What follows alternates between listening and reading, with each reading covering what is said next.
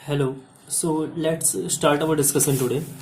आज का हमारा जो टॉपिक है वो है मैथ्स क्लास 10th का एक्सरसाइज 4.3 फ्रॉम NCERT। और आज हम लोग जो क्वेश्चन देख रहे होंगे वो क्वेश्चन नंबर 5 है। ओके, और 5 है वो भी एक्सरसाइज 4.3 से। तो एक बार मैं इसका जरा सा आपको पढ़ के सुना देता हूँ। क्वेश्चन ये है, in a class test the sum of Shefali's mark in mathematics and English is 30.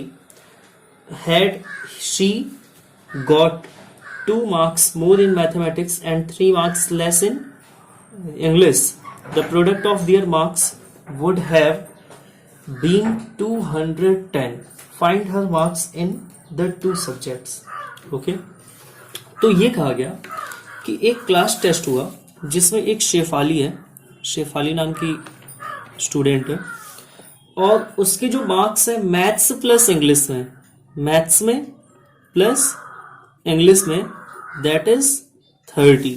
ये बात आप समझ पा रहे हो कि मैथ्स में और इंग्लिश में मिला के उसके मार्क्स कितने हैं? 30। सपोज करो if she got x marks in one subject, suppose करो मैथ्स में उसने कितना पा लिया? x मार्क्स पा लिया, तो अदर सब्जेक्ट में यानी इंग्लिश में बचे हुए सब्जेक्ट में कितना उसने पाया होगा? तो आप कह रहे होंगे कि सर 30 में ये सब्ट्रैक्ट कर दो। जैसे अगर इधर इसने 10 पाया है तो इधर किसने कितना पाया होगा? 20। ये 20 कैसे आ सकता है जब हम 30 माइनस 10 कर दे रहे होंगे? So the marks in other subject becomes 30 minus x। ये एरो मेथड है, बहुत इजी होता है ये समझने में, और इसमें मिस्टेक भी जल्दी आसानी से नहीं हो सकता अगर आपका थोड़ा भी कॉन्सेप्ट क्लियर है तो। हैड शी गॉट, अगर ऐसा हुआ होता, नेक्स्ट लाइन में क्या है? हैड शी गॉट, अगर ऐसा हुआ होता कि उसने 2 marks मोर इन मैथमेटिक्स, है ना। अब मैं चलता हूं अकॉर्डिंग टू क्वेश्चन। क्वेश्चन में ये बोला गया कि अगर ऐसा हुआ होता कि उसने मैथ्स में 2 marks मोर पाए होते, 2 नंबर ज्यादा पा लिए होते, and 3 marks less in English, और 3 नंबर कम पा लिए होते किसमें? इंग्लिश में। तो ये हो गया होता, क्या हो गया होता कि the product of their marks would have been 210। तो इस तरीके से ये जो मार्क्स बन रहे हैं और इस तरीके से ये जो मार्क्स बन रहे हैं, इनका प्रोडक्ट कितना हो गया होता? 210 हो गया होता। ओके, अब देखो क्या कर रहे होंगे। तो अगर उसने 2 marks मोर पा लिए होते मैथ्स में तो उसके मार्क्स हो गए होते x+2, और अगर उसने 3 marks लेस पा लिए होते इंग्लिश में तो 30 माइनस 3 आप कर रहे होंगे, 27 माइनस x आ रहा होगा। और ये जो इक्वेशन है आपका सबसे मेन इक्वेशन है, आपको यहां तक पहुंचना था। तो क्या कहा गया, एक बार फिर से मैं रिपीट कर देता हूं कि एक शेफाली नाम की स्टूडेंट है, उसका टेस्ट हुआ मैथ्स और इंग्लिश का जिसमें उसने कंबाइन करके 30 मार्क्स पाए। तो मैंने सपोज कर लिया कि let her marks in mathematics is x, then her marks in English is 30 minus x।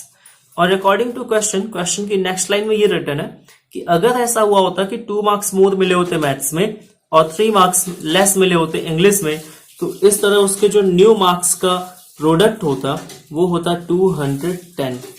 Okay, अब हम करेंगे क्या? फाइंड हर मार्क्स इन 2 सब्जेक्ट्स। तो अब हम इसका एक इक्वेशन, क्वाड्रेटिक इक्वेशन फॉर्म कर लेंगे और देखेंगे कि क्या आ सकता है।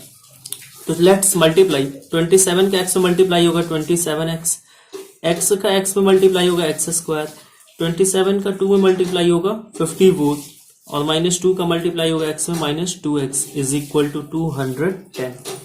अब यहां से आप क्या देख पा रहे हो कि 27x में 2x माइनस होगा, this will give you 25x, और 210 इधर आएगा तो माइनस का हो जाएगा, माइनस ऑफ 210, और पहले से माइनस ऑफ x² तो है ही।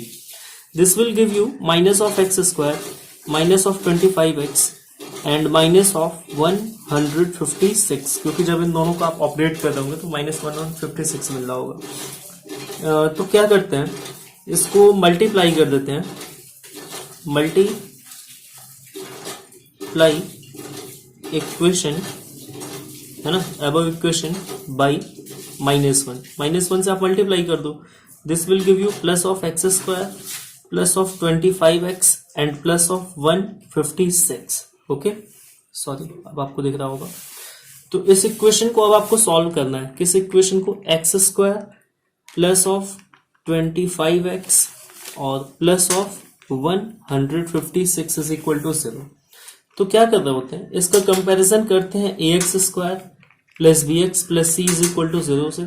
156 का 1 में मल्टीप्लाई करते हैं, क्या आता है 156, और इसको ऐसे टू पार्ट्स में ब्रेक करना होता है कि ऐड करने पे 25 आ जाए और मल्टीप्लाई करने पे 256 आ जाए। तो देखो ऐसे केस में क्या होता है, इसका अगर हम टू पार्ट्स कर देंगे तो हमको मिल रहा होगा 12 और 13, क्योंकि 12 इंटू 13 करने पे 156 आ रहा होगा और ऐड करने पे 25 आ रहा होगा। This will give you x square plus, आपको यही टू पार्ट्स में ब्रेक करना था, 12 प्लस 13 आउटसाइड में x plus of 156 is equal to 0। This will give you x square plus of 12x plus of 13x plus of 156 is equal to 0। इन दोनों में common क्या है, x तो बचेगा x प्लस 12, इन दोनों में कॉमन क्या है 13, तो बचेगा x plus 12। This will give you x plus 12 एक ब्रैकेट में होगा और अनदर ब्रैकेट में आपको मिल रहा होगा x plus 13 is equal to 0। अब यहां से क्या करो, टू पार्ट्स में इसको ब्रेक कर लेते हैं। Okay, this will give you x is equal to -12 and this will give you x is equal to -13। अब यहां पे क्या है कि मार्क्स तो नेगेटिव होंगे नहीं, सो नेग्लेक्टिंग द नेगेटिव साइन, यहां पे हम नेगेटिव साइन को ही नेग्लेक्ट कर दे रहे होंगे।